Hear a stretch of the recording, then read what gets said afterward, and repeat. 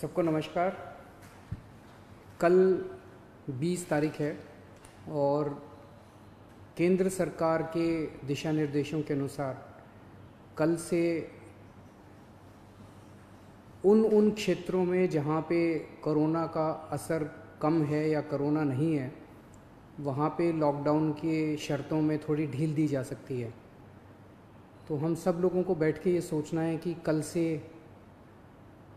क्या ढील दी जानी चाहिए और अगर ढील दी जानी चाहिए तो कितनी ढील दी जानी चाहिए। केंद्र सरकार का कहना है कि जो हॉटस्पॉट्स हैं और जो कंटेनमेंट जोन्स हैं उनमें ढील फ़िलहाल नहीं दी जानी चाहिए, क्योंकि वहाँ पे स्थितियाँ ख़राब हैं और अपने को कंट्रोल करने की ज़रूरत है।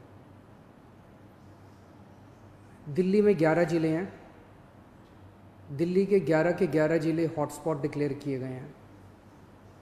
तो केंद्र सरकार के मुताबिक तो सभी कंटेनमेंट जोन्स में ढील नहीं दी जा सकती। हमने दिल्ली सरकार में अपनी भी असेसमेंट की। पिछले कुछ दिनों में मैंने कई एक्सपर्ट से बात की, लोगों से बात की, और उन सारी चर्चाओं का जो नतीजा निकला वो मैं आपके सामने रखना चाहता हूँ। पिछले कुछ दिनों से दिल्ली में कोरोना के केसेस में बढ़ोतरी होनी शुरू हुई है। हमने टेस्ट भी ज़्यादा करने चालू किए हैं। पिछले कुछ दिनों में हमने काफ़ी टेस्ट किए हैं दिल्ली के अंदर, और कोरोना के केसेस में बढ़ोतरी भी चालू हुई है। कल हमारे पास 736 केसेस के टेस्ट की रिपोर्ट आई। उन 736 में से 186 कोरोना के मरीज़ निकले, यानी कि 25% लोग कोरोना के मरीज़ निकले। 186 तो काफ़ी ज़्यादा है। ये 186 के 186 सभी एसिम्प्टोमेटिक हैं। इनमें किसी में भी सिम्टम्स नहीं है। किसी को बुखार नहीं है, किसी को खांसी नहीं है, किसी को सांस की शिकायत नहीं थी। उनको पता ही नहीं था कि उनको कोरोना है। उनको पता ही नहीं था कि वो कोरोना लेके घूम रहे हैं इधर उधर। ये और भी खतरनाक बात है कि कोरोना फैल चुका है। बहुत सारे लोग कोरोना लेके घूम रहे हैं, और ये बीमारी ऐसी है कि किसी को पता भी नहीं चलता कि मुझे बीमारी हो गई है। कई बार सिम्टम्स नहीं आते, बीमारी हो जाती है। किसी आदमी का इम्यून सिस्टम स्ट्रांग है और वो घूमता रहता है, और पता नहीं कितने लोगों को कर देता है।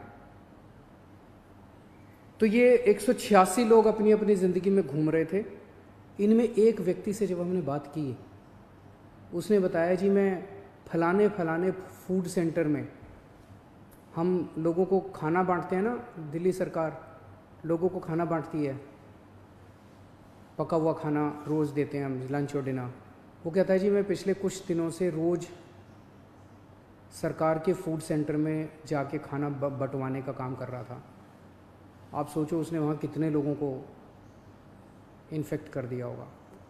तो मैंने आज ही आदेश दिए हैं उस फूड सेंटर में जितने लोग आते हैं, मैं एज्यूम कर रहा हूँ कि डेली वही लोग आते होंगे एक सेंटर में खाना खाने के लिए, उन सब की रैपिड टेस्टिंग करवाएंगे जितने भी लोग आते हैं।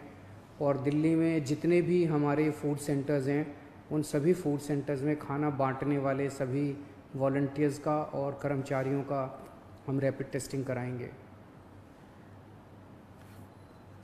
तो इससे ये दिखता है कि दिल्ली के अंदर इस टाइम फैलना चालू हो गया है। रोज़ कंटेनमेंट जोन्स बढ़ते जा रहे हैं जहाँ पे ऑपरेशन शील्ड लागू किया जाता है। आज की डेट में 77 कंटेनमेंट जोन बन गए हैं दिल्ली के अंदर।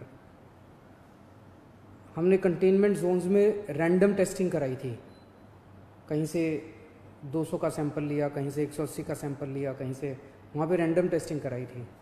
वहाँ पे निकल के आया कि कुछ कंटेनमेंट जोन्स जहाँ पे लोगों ने बात मानी, लोगों ने अनुशासन का पालन किया, लोग अपने अपने घरों में रहे, वहाँ पे एक भी नया केस नहीं आया।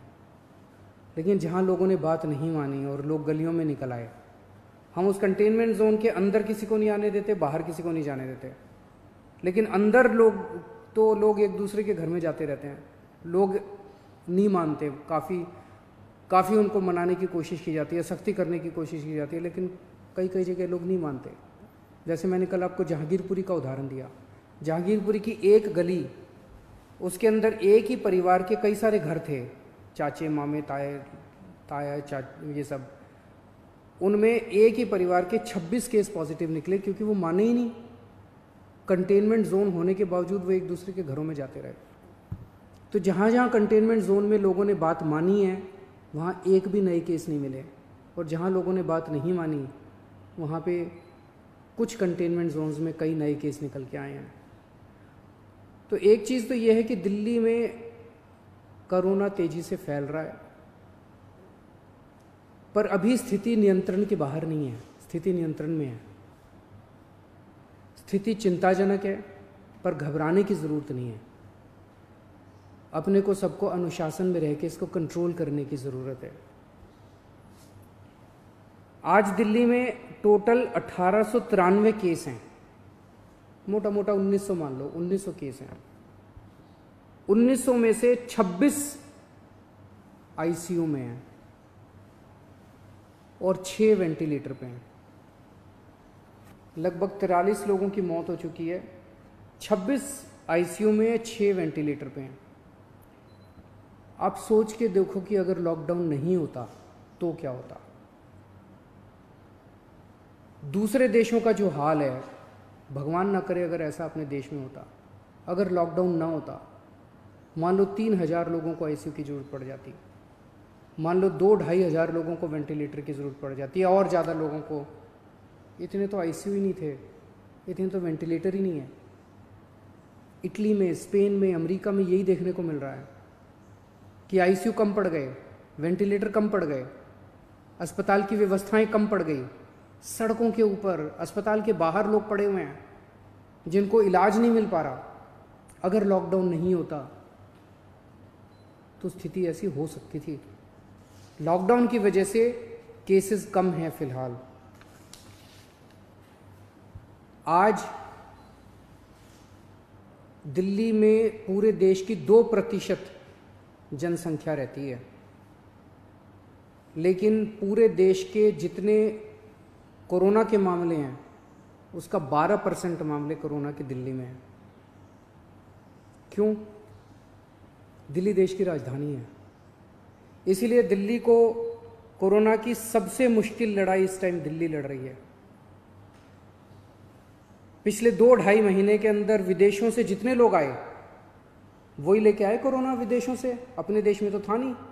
जितने विदेशों से लोग आए, सबसे ज़्यादा लोग दिल्ली में आए, क्योंकि दिल्ली देश की राजधानी है। अंतर्राष्ट्रीय एयरपोर्ट और भी कई जगह है, लेकिन सबसे ज़्यादा लोग यहाँ आते हैं। सबसे ज़्यादा लोग यहाँ आए, उनको हमने क्वारंटाइन में रखा, लेकिन उसके पहले नहीं रखा था, बाद में आई गाइडलाइंस।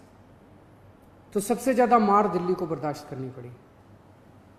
मरकज़ के अंदर जो इंसिडेंट हुआ उसका भी सबसे ज़्यादा मार दिल्ली को बर्दाश्त करनी पड़ी। इसे दिल्ली पे सबसे बड़ी जिम्मेदारी पड़ी। तो आज जब ये निर्णय अपने को लेना है कि कल से कुछ ढिलाई देनी है कि नहीं देनी, मैं भी देना चाहता हूँ ढिलाई। इतनी सख्ती बड़ी मुश्किल हो जाती है। कैसे लोगों का गुजारा चलेगा, कैसे लोगों की रोजी रोटी चलेगी, कैसे लोगों का घर चलेगा। लोग बहुत मुश्किल में हैं, बच्चों के स्कूल बंद है। हम भी ढिलाई देना चाहते हैं, लेकिन ढिलाई देना बड़ा आसान है। और ढिलाई दे दी और स्थिति बहुत ख़राब हो गई, और उसके बाद अगर आईसीयू कम पड़ गए और अस्पताल के बेड कम पड़ गए और वेंटिलेटर कम पड़ गए और ऑक्सीजन कम पड़ गई और पता नहीं कितनी अगर जानें चली गई, तो हम कभी अपने आप को माफ़ नहीं कर पाएंगे। इसीलिए इन सब चीज़ों को ध्यान में रखते हुए हमें लगता है अभी थोड़ा संयम बरतने की ज़रूरत है। हमने निर्णय लिया है अपने दिल्ली वासियों के ज़िंदगी का ख्याल रखते हुए, सबकी सेहत का ख्याल रखते हुए, कि फ़िलहाल लॉकडाउन की शर्तों में कोई ढिलाई नहीं दी जाएगी। 1 हफ्ते के बाद फिर से हम सारे एक्सपर्ट्स के साथ बैठ के, सबके साथ बैठ के इस पे दोबारा इसकी असेसमेंट करेंगे, और अगर ज़रूरत पड़ी तो उसके बाद ढिलाई दे सकते हैं। लेकिन फ़िलहाल दिल्ली में किसी तरह की कोई ढिलाई नहीं दी जा रही है। नमस्कार।